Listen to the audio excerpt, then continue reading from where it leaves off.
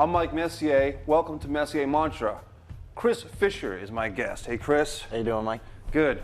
Chris, you're an actor, and we've actually acted together. We had a lot of fun on the piece.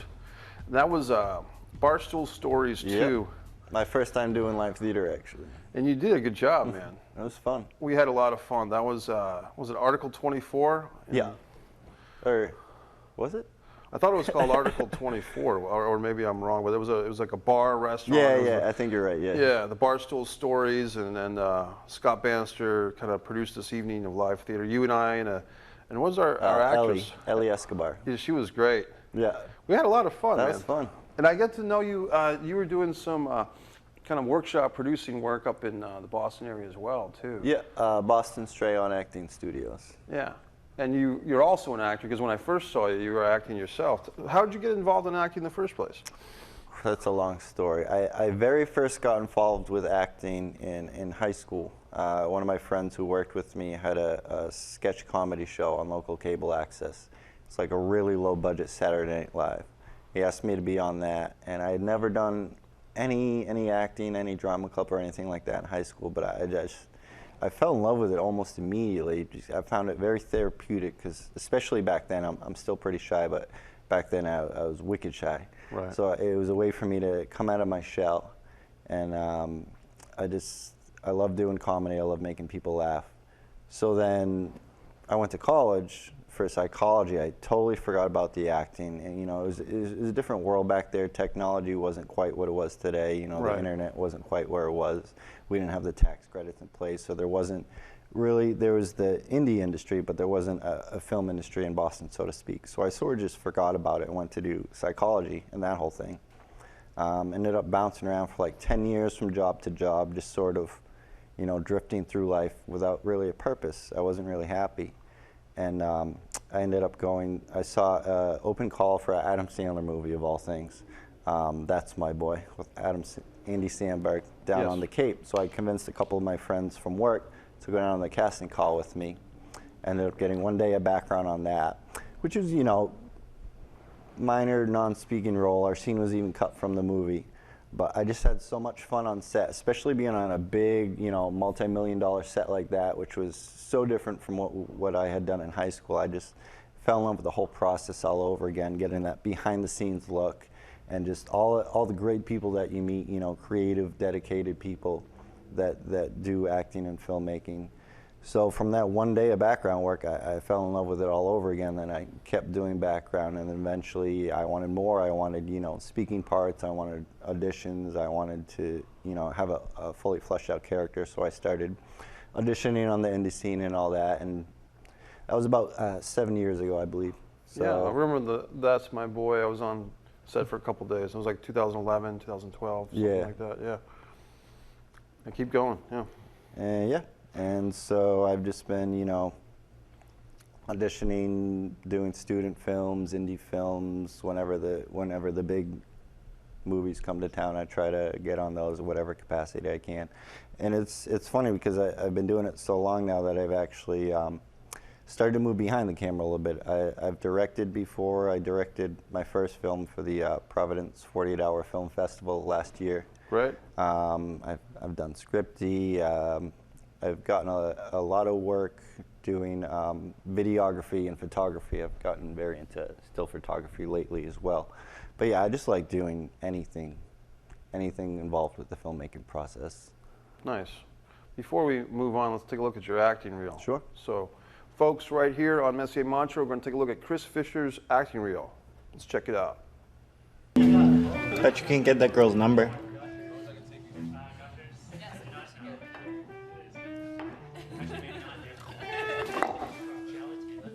Yes?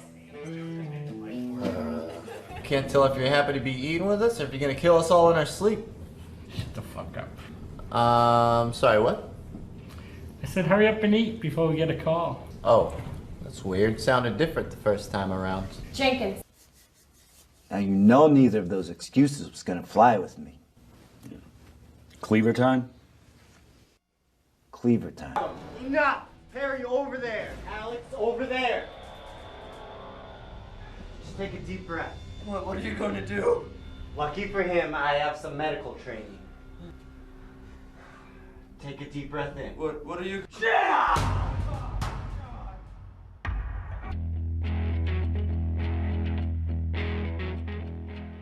Chris Fisher's back here in Messier Mantra. Chris, I love that shot from Seth Chitwood's piece where you're pulling the Testing, yeah. Yeah, what's that about? That looks pretty intense. That's actually, that web series is still in production. I'm not in it anymore. But yeah, it's set during the 50s. It follows a group of military men who signed up for some secret government trials in order, to secure a future for themselves. And everything is not quite what it seems on that show. So that was a great show to be part of because we had a real ensemble cast. You know what I mean? There was no oh, you're the star. You know what I mean? Everybody else is supporting you. We were all equal weights, and those guys were a lot of fun to work with. And Seth's been doing web series for quite some time. Oh yeah, Seth's prolific. He's always working on something. Churning them out. Yeah. And I was a writer for a couple of episodes of something he did years ago, which had a lot of fun.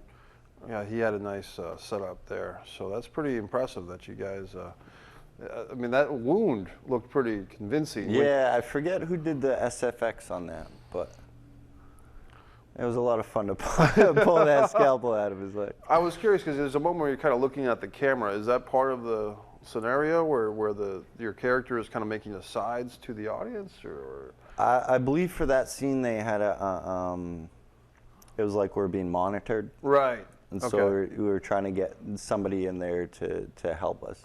So the audience is kind of seeing the viewpoint through the monitor of what's going on, type of thing. Yeah, that was intense. It's almost like a humorous beat when you're kind of about to look it up and you're about to pull something out of the guy's leg. I like to throw humor in where it doesn't belong. Well, that's true. With acting, a lot of it is opposites. A lot of it is, where, if they're doing a very dramatic scene, where is the humor in it? Yeah. And have you you studied acting? Are there any of the acting great teachers that you personally, we were talking about Uta Hagen a little bit earlier. Sure. Is there any teachers like that you study the words of? Not particularly, which is probably all the serious actors out there throwing stuff at the TV right now. Not like, I know they're important. Right. Adler I like. Yeah. But I haven't really dived into, I've never taken a Meisner class. I've never taken a Chekhov class. I do read some of their books. Some of them are really hard to get through, for instance, Larry Moss, The Intent to Live. Oh, yeah. I still haven't quite finished that, just because a lot of that stuff is very technical and cut and dry, and that's not really up my alley, so to speak. The reason I like Adler is her book is very conversational, and you can tell she's in love with acting, she's in love with actors. So that's why I gravitated towards her. But as far as, one technique or one method that I stick to, I'm all over the place. I take a little bit from here, a little bit from here, a little bit from here. That's the method is whatever works. I think Jack Nicholson said that in maybe Eric Morse's book, somebody.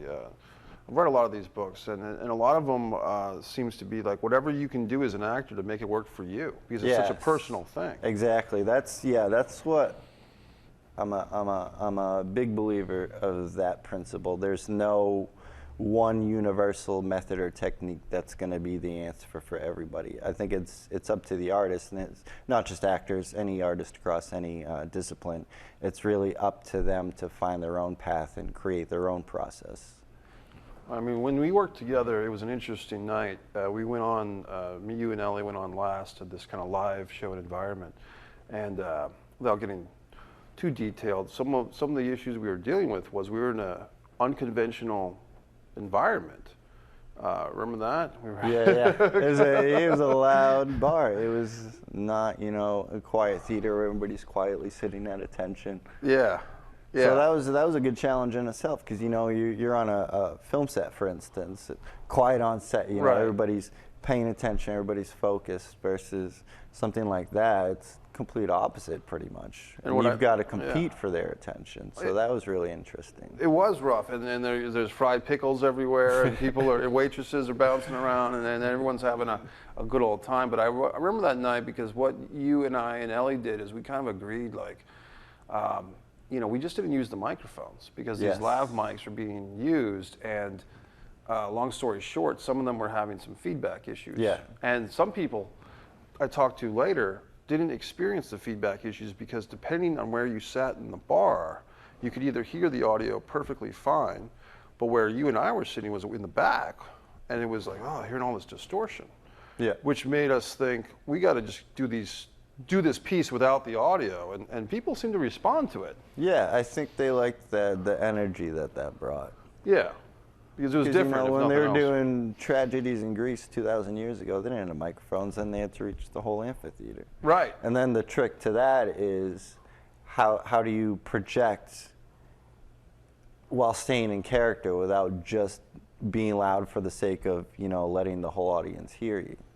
That was an interesting little thing. Yeah, it was interesting, and I remember that was I found that to be a personal success of mine last year because it was the first time I had done live theater that wasn't part of a dinner theater group that I've been working with for years. You know, this really fun Murder on Us dinner theater. So this piece that you, I, and Ellie did together was like, oh, this is a different thing here, you know.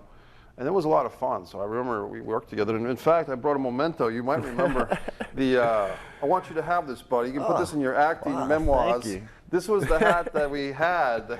The piece was called Haters Gonna Hate, Yep. which was based on a Taylor Swift song. Yes. So Taylor, my sorry you can't muse. have the hat, you know, because now Chris has it. But what a fun night that was. you That know. was. And doing it again in a few weeks. I June believe. 13th, yeah. Yeah. So if people are out there and if they happen to see our show here before June 13th, Barstool Stories, Once Upon a Barstool Story, Yep. Regent Theater in the Boston vicinity. Yep. Arlington, I believe. Arlington, yes, Arlington. And it's just, people can just Google it or look up on Facebook. Yeah, Facebook. You can find it on there. Yeah, but I mean, and he's got like a 500-seat venue will be in this time. So, and you're working with a couple of new people too, right? Yep. Christina Horan and a surprise co-star. The ex Actor to be named later. question mark. Yeah, well, it's always exciting. And the reason that we're here today really is you were recently in a film, and the gentleman's name is Bradley. What's Yeah, his? Bradley Gregnon. Gregnon, yes. And Bradley contacted me because he wanted to share the film, but he didn't want to come on the show. He wanted you to come on the show. So, but I watched the film and I dug it, man. It's you and a former Messier Mantra guest, Paul Kandarian. Paul is great. I love Paul. Yeah, Paul is cool, man, and a new guy that I've never met before. But Yeah. also, what's the actors? The third actor? Carl Kroner. Carl, nice. And so we're going to watch the whole movie. Bradley gave us consent and permission to watch the whole movie right here in Messier I think Mantra. this will be the world premiere. I don't think it's been released to the public yet. Awesome. Well, we're happy to have it. So is there anything, we don't want to give it away because we are about to see it, but anything you want to talk about before we check out the film? I think we should just dive right in. Okay, and it's called I don't want to give anything away. Hell's Company. Hell's Company. Let's check it out. Let's check out the film Hell's Company by Bradley Gregnon. Bradley Gregnon. Stage Days Films. Stage Saves Films. Let's check it out right here on Messier Mantra, Hell's Company.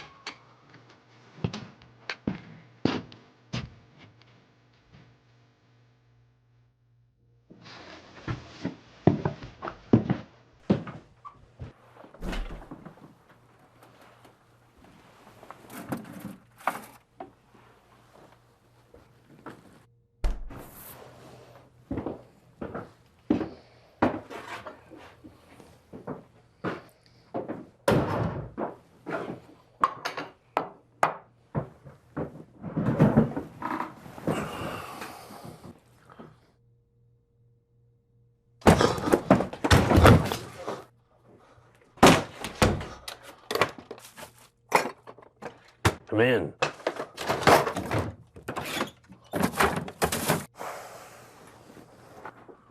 Sit down, son. You're being rude.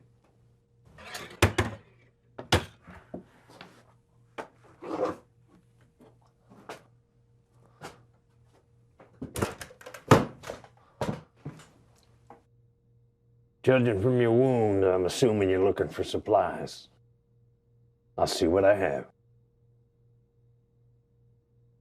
Name's Elliot. Try the bread. It's homemade.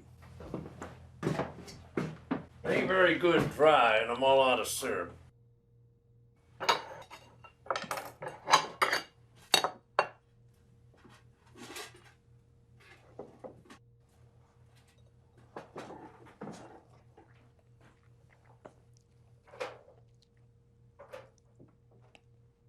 Damn sniper.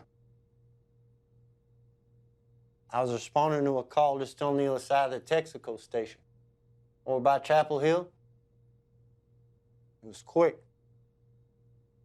First the pulp, then the paint. What was the call? Something about a domestic disturbance. I'm technically off duty. I shouldn't have even responded. Yet here I am, bleeding. Stranger's dining room.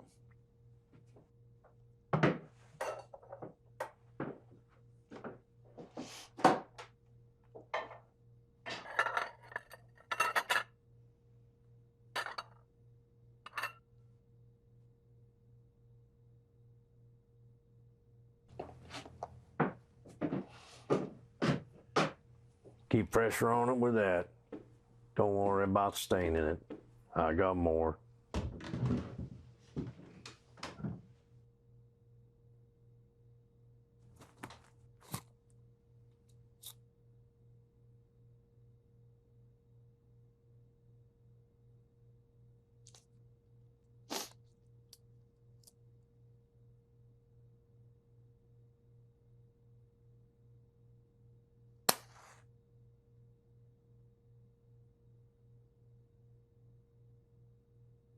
I didn't know where the shot came from.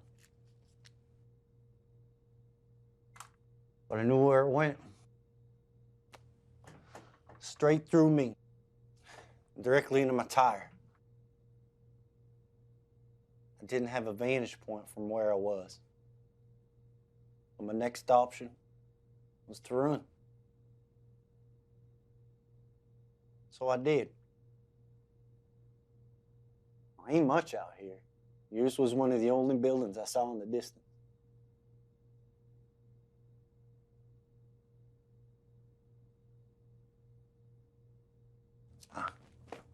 Sorry about the door. I didn't think I had time for pleasantries. Ain't nothing I can't fix. Unlike your situation.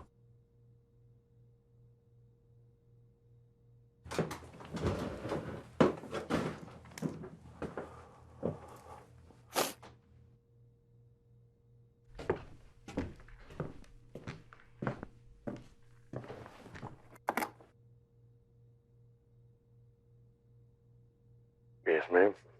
I need an ambulance. 20 Pine Tree Lane. Well, appears to be a shooting. Yes, ambulance. Thank you kindly.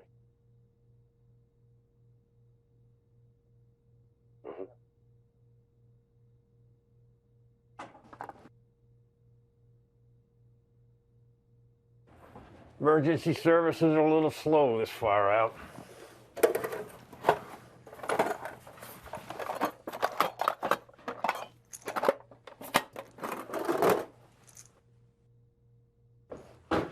These are to help in the meantime.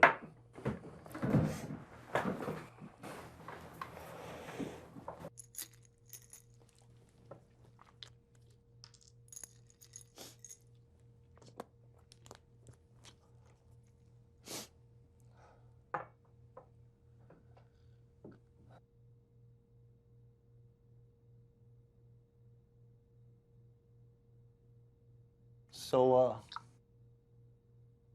how long you been here? If you don't mind. I've been in this very house on and off for about 30 years.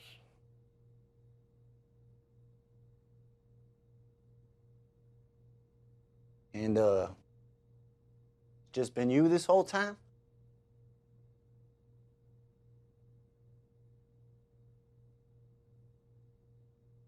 Inquisitive fella, ain't you? But no, I have had the company of a woman or two.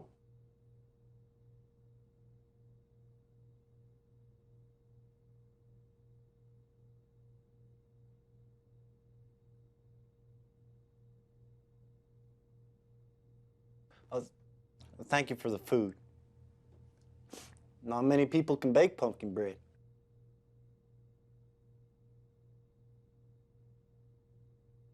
I guess maybe I learned a thing or two from those women.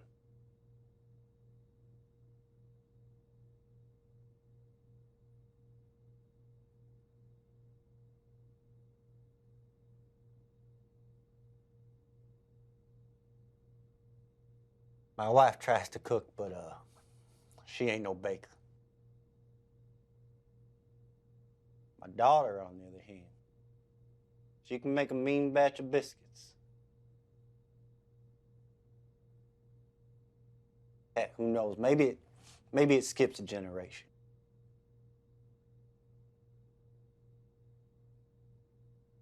Maybe.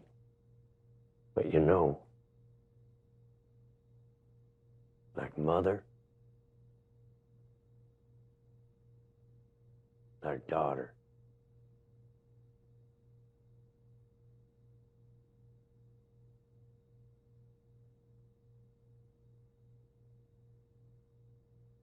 Say, how long you suppose it's been since you called? Can't seem to find the time. Great question. Give me a second.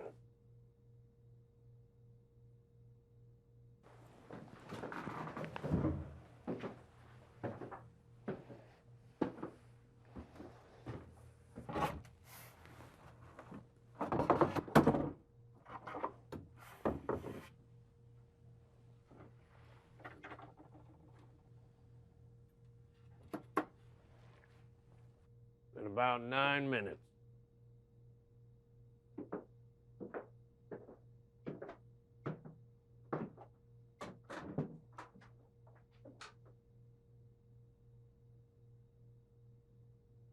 You're him. You're Doc Henry. You're real. And you're alive.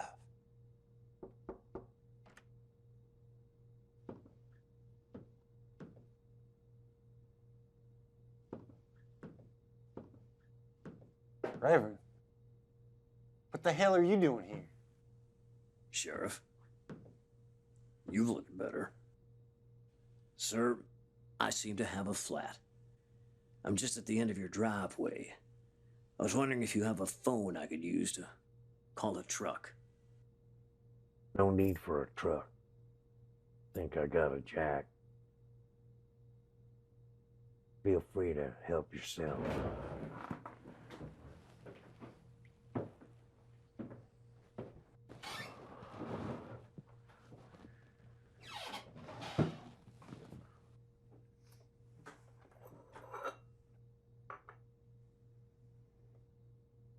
What the f is happening right now?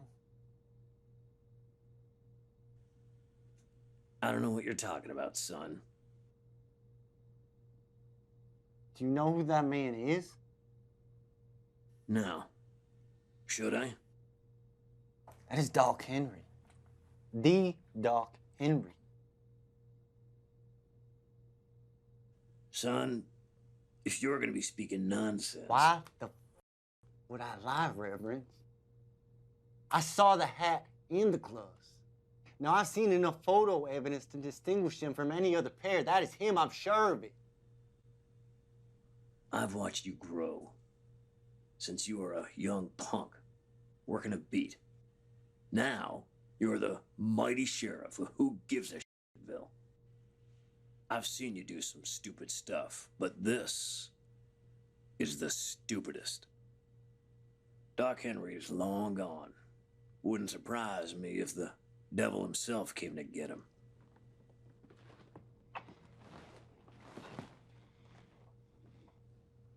Now listen here, hypocrite preacher. You know when you get those sinful urges of yours that you can't contain? I'm the one makes the accusations disappear. I can bring them back. I don't give a shit if you are the Reverend or not. That is Doc Henry, I'm sure of it. So what if it is him? He hasn't been the man the legends make him out to be. He gave us food for Christ's sake. You're a reverend? Like a politician is a saint. Watch your mouth. Now I'm gonna be out of here soon. If you're smart, you'd be too.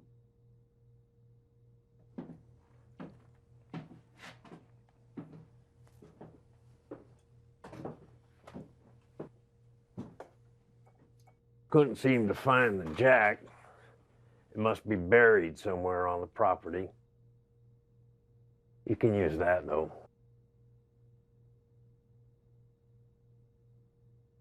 Did you like it? Sure. Did you make it? Yeah. It was my wife's recipe. Well then, tell Mrs. Henrietta. Well, you tell Henrietta it was heavenly. I'd love to. Make your call.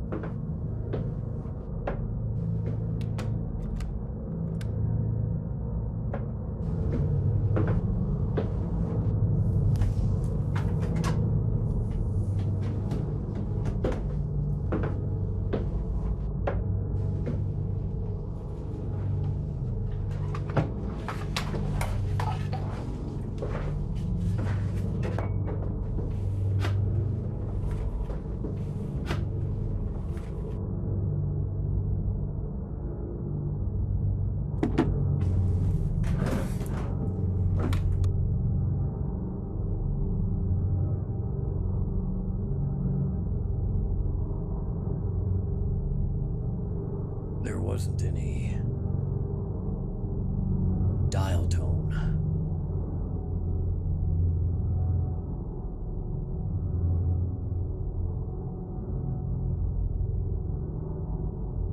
There is no other phone.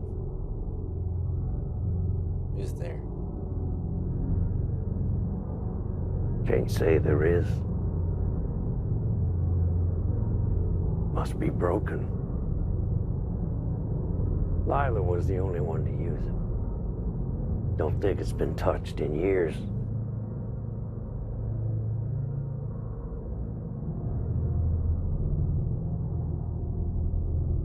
Was that the second? The second? Earlier, you said a woman or two. Was Lila the second? Lila. Lila was an amazing woman. Tall, long, beautiful blonde hair, and these piercing green eyes. Kind and intelligent to boot.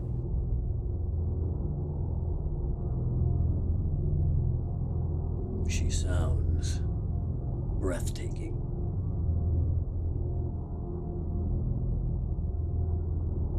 She was.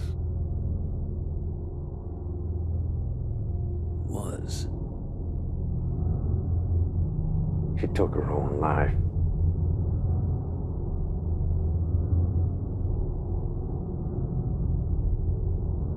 I'm sorry.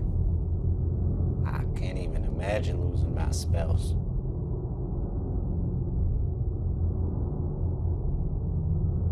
Losing my wife was devastating. She couldn't handle the world without her little girl. You see, when my daughter had come through those doors, barely able to walk, breathing so deeply in the pauses of her own sobbing, my wife just about fainted.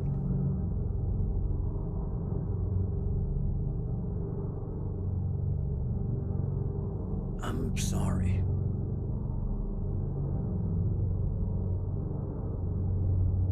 I never understood the whole religion thing.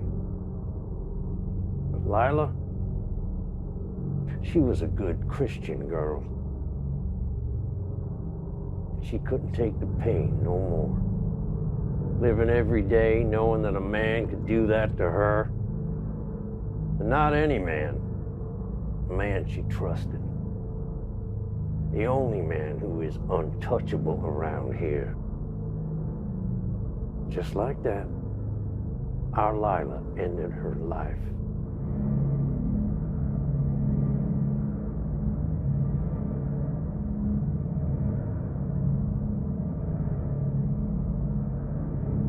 Lila was your daughter. She was more than my daughter. She was my world. I was devastated. I couldn't bear the thought of my girl not being with me. On that day, the world, time just stood still. So I fled.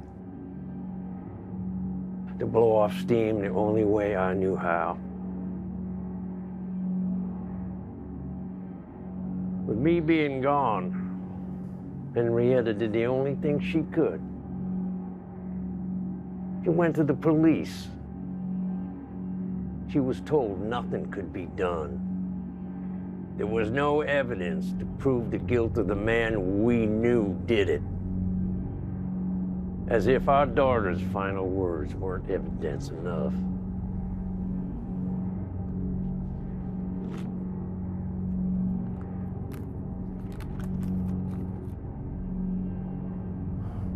I could have never thought my faith would take me down such a dark path. I knew he had a plan for me. But if this be his plan, I can't be no part of it.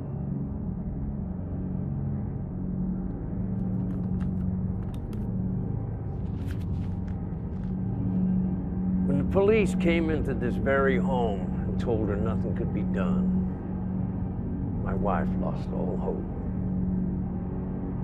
So I came home to my wife, hanging from the balcony. On that day, I began to dig for hours, placing my girl in those graves. I ain't never done nothing harder.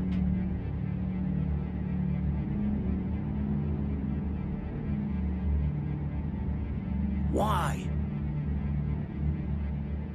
Why did you wait so long if you always knew? It had to be perfect.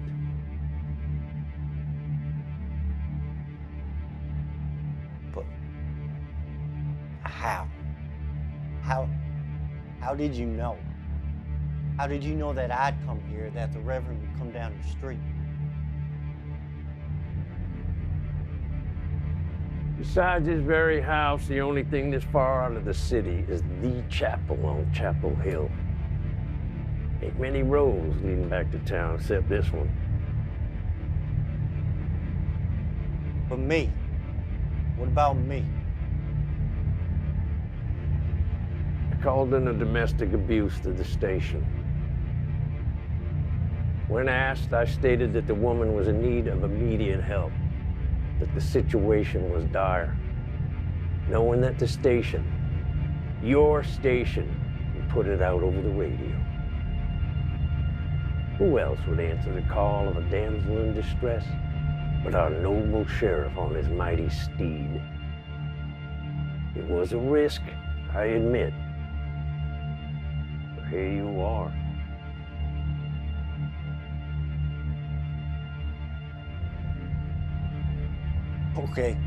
Okay, fine, so I let him go. But I didn't do it, though. He's the one who hurt her. I just did what I was told to do. I was young. I was stupid. He's the pastor, and the townspeople would have crucified me. I didn't think I had a choice.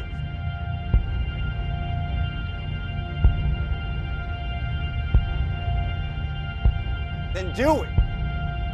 And me. And us. Now.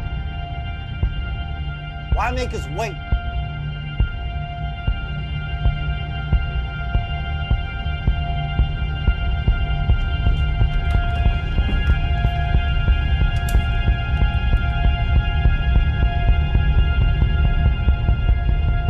Do it! End me now!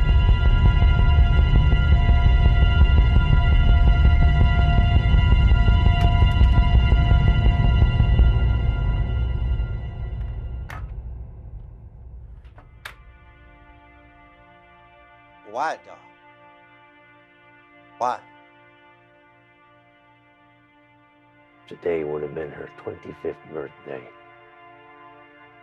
I can't do it any longer. I have waited days, months, years for this moment. I do not see a more fit way to go. I am at peace.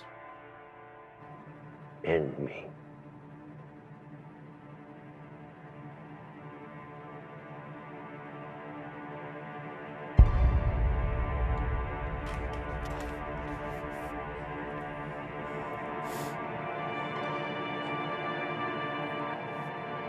Do it!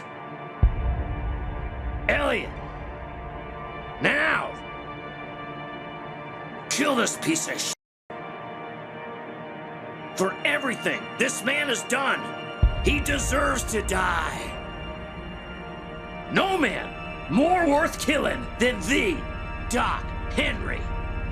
As a matter of fact, I'm glad I did what I did. Now end it! Don't make me say it.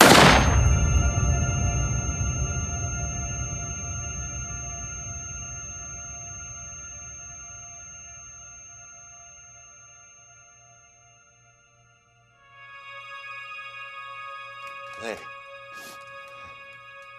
I'm free. It's done. Seriously? He's dead!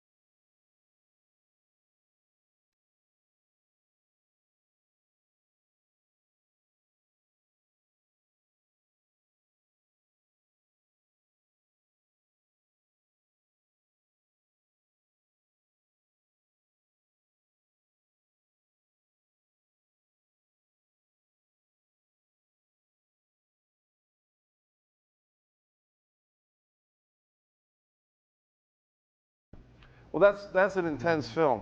Yeah. You know, and what I like about this film is that there's 3 characters in a very unique situation. I guess I should have given some parental warning, everybody. So I apologize for that. Children leave the room. Yeah, it's a dark ending of that film, but I like it because when the film starts, for me as a viewer, I didn't quite know where this was headed. You come storming in, your character, what's your character's name again? Elliot. Elliot comes storming in. Paul kind of greets him. You don't know if these guys know each other. Is this his son? Is it his neighbor? He likes this guy? And then as we see the relationship develops, and then the third character of the priest comes in, right? Or not the priest, but a father. Reverend priest. Reverend, yeah, comes in. And then there's a turning point. What I really liked was the audio of that background music kind of kicks in. You know, that creepy kind of suspense. Whoever did the music did a nice job. And you see that palpable tension. And all you guys are doing very well with the southern accents. What state was it? Was it North Carolina? Or? It was supposed to be set in Tennessee. Okay. And I've had a southern accent for a while. Even before I got into acting, I used to just play around with accents at work for fun.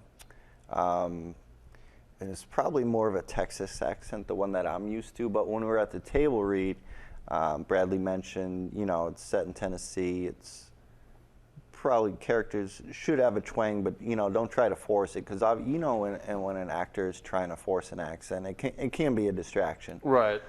So I just brought that I adjusted my my Texas accent a little bit at the table read, and he liked it, so he told me to stick with it. Yeah.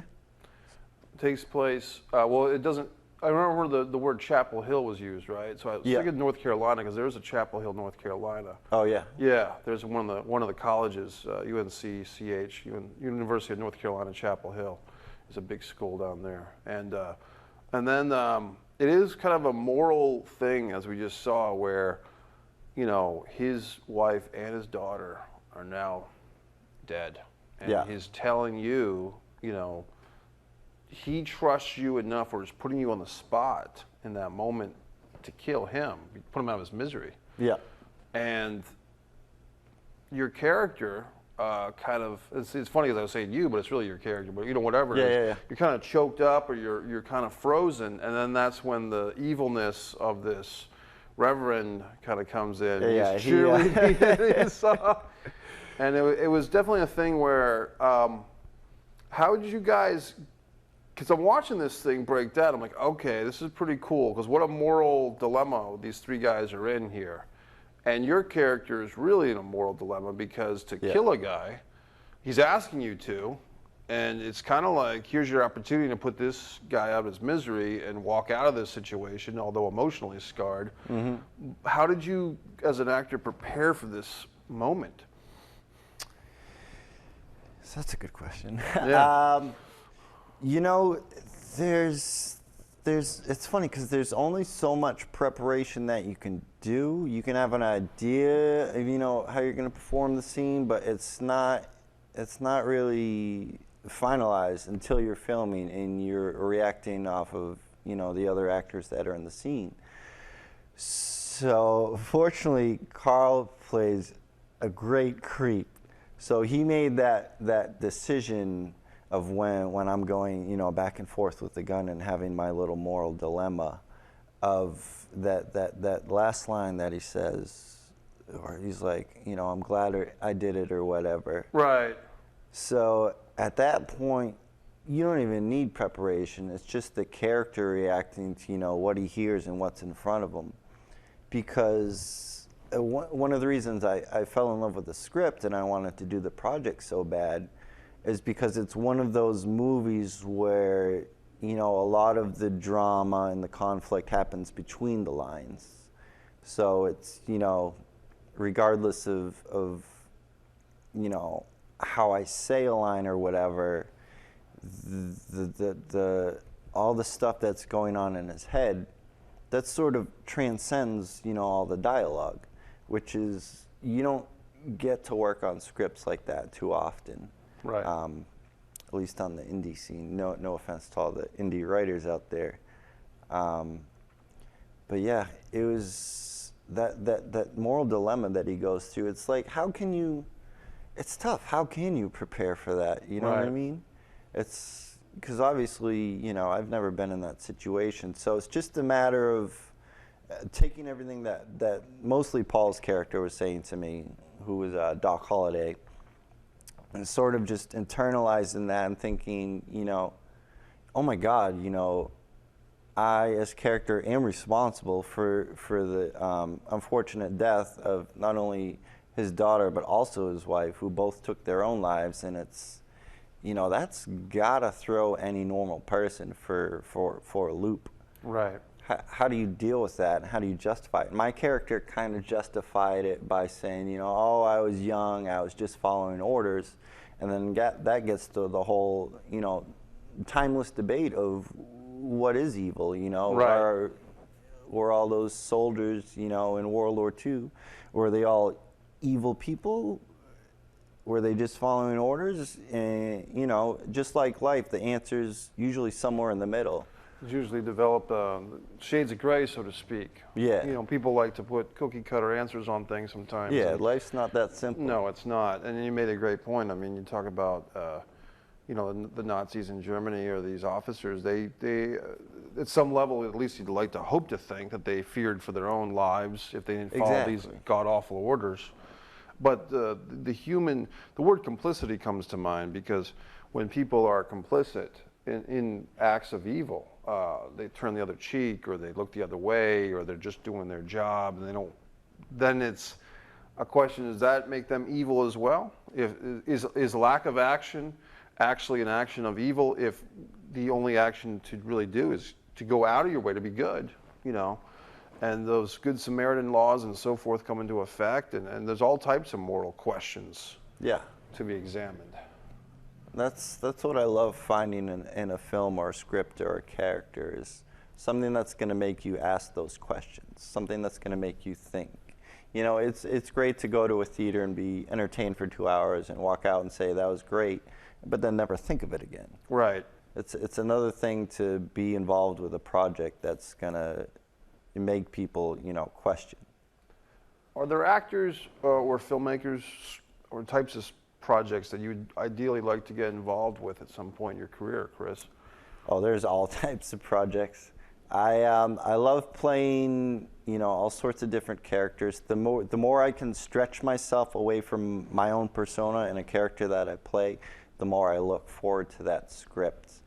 It's funny, because every film set I go on, I'll say, oh, this was my favorite film set ever. Oh, this is my favorite character ever. And it never gets old. Right. Oh, here's Chris. He loves everybody. So as far as, I mean, I do obviously have a list of, you know, actors and directors or whoever that I love to work with one day. It's funny, when I first got into this, my dream job was being a cast member on SNL. That harkens way back to when I first started and I was on that sketch comedy show, because when I first started acting, I loved comedy, and that's almost all that I wanted to do. Right. But since I've been playing more roles, I want more. I like the dramas. I like the, you know, thrillers. I like a little bit of everything. So now I tell people my dream job would be to host SNL. Nice. Well, that's even better, because that means you've reached a level of fame and celebrity and professional acknowledgement or worldwide appeal that you'd be brought on as the host. That's a smart thought. Yeah, but there's no really, you know, one role or one actor or one director. If I could just do this for the rest of my life, that's all I'm looking for, really. I don't want to be famous, even though that's a cliche, and I'm sure everybody says that. Like, I really don't want to be famous. I'm a very private person. Being rich would be nice, but it's not the end game. It's not why I do this. Tell me about your photography, because I've noticed you've been doing some headshots or some type of, not even traditional headshots in a studio, but some like outdoors kind of personality shots of your fellow actors. Tell me about that. I love shooting under natural light. Yeah, I first got the camera a couple years ago with the intention of just creating my own content for like YouTube videos and stuff. And then I started that acting class that I go to Boston Stray on. We do scene work in that, and so I started filming the scene work for the students to review after the class, and so that's sort of how I got a camera and got into the camera. But then in order to just familiarize myself with the equipment, I started going on my own and doing still photography. You know, first I started with sunsets, which easy, everybody can shoot a sunset. Then I just sort of, you know, just started shooting anything that caught my eye. And yeah, I've started doing portraits recently. I love shooting actors. I love shooting artists in general. I love trying to capture, you know, a bit of their personality, because a picture's so different from a movie. Oh, totally. Obviously, yeah. And so it's just a lot of fun to not only learn the technical aspects of the camera, but to be able to give those actors, you know, something that will show them in a different light. And also, you said you directed something, a 48-hour film. Yeah, Tell me about that real quick. last year's Providence 48-Hour Film Fest, I directed my first film, which was a lot of fun, and I would love to do more of that for sure. What was the title of that piece? That was called Love Will Last. Nice. Who? Our choice was, I believe our choice was drama or musical. Yeah. So we went with drama. That was starring Namita Dodwadkar, Kaylee Khaleesi, and then we had a few other supporting actors, Josh Jones, Maria Wilkins. I think that was all the actors. Sam Kruger was our DP. He's great. I've worked with him a few times now. I actually just worked with him over the weekend for the Worcester Film Wars. Wow. Which was a 72-hour film fest as opposed to a 48. Yeah, so we had a little more time. Interesting title, Worcester Film Wars. I haven't heard of that. That's pretty intense. They'll actually be having a screening every year. They project the movies onto the side of Ralph Steiner in Worcester. So that should be fun. That was actually a superhero movie. Nice. And I got to play the lead in that. That was a first for me. That was pretty fun. Very cool. But we had this costume that was so hot and sweaty. So that was an experience that would be good. Scratch it off the bucket list. Now I don't have to do that again. Hopefully. New England weather, man. It's you know, it's crazy. Oh yeah, I'd be sweating. We'll start the day off sweating, and then by the time we wrapped like one of the shoots is overnight, so we wrapped at like 5 a.m. and then I'm driving home with the heat on. Right. We've got about a minute and a half left. I want to ask you, Messier Mantra. Every show I ask the guest, do you have a personal mantra? Do you have something that, I'll stall, I'll let you think of something. Do you have something that, you know, some type of logic or some type of saying or expression or something that, a quote, something that you think about? Or maybe you make up something on the spot right now. Man, I do love quotes. I use quotes all the time on my Instagram feed. I'm gonna plagiarize a little bit. That's fine. I'm gonna say, just do it. There you go, Nike. Yeah. It's a tagline that's very powerful, and it's for 25 years. It's so simple, but we all ignore it so much. We're all so afraid to step out of our comfort zones, you know? And I just think about, I didn't get back into acting until I was like 28 years old. Right. So if I just had pursued the dream when I first, you know, found it back when I was a teenager, and it blows my mind to think where I could be, you know, today if I had started back then. But at the same time, you can't change the past. All you can do is, you know, change today for a better Well, there's tomorrow. another mantra right there. Oh man, I'm on fire. You got two mantras. Well, Chris, man, this has been a pleasure. I feel like we just scratched the surface with you, so we have to have you come back. Definitely. Maybe show your own film next time. That time flew by. And really appreciate you coming out and promoting the film. And thanks to Bradley for sharing Hell's Company right here on Messier Mantra. Thank you, sir. Chris. Thank you. Thanks to our guest, Chris Fisher. We'll see you next time on Messier Mantra.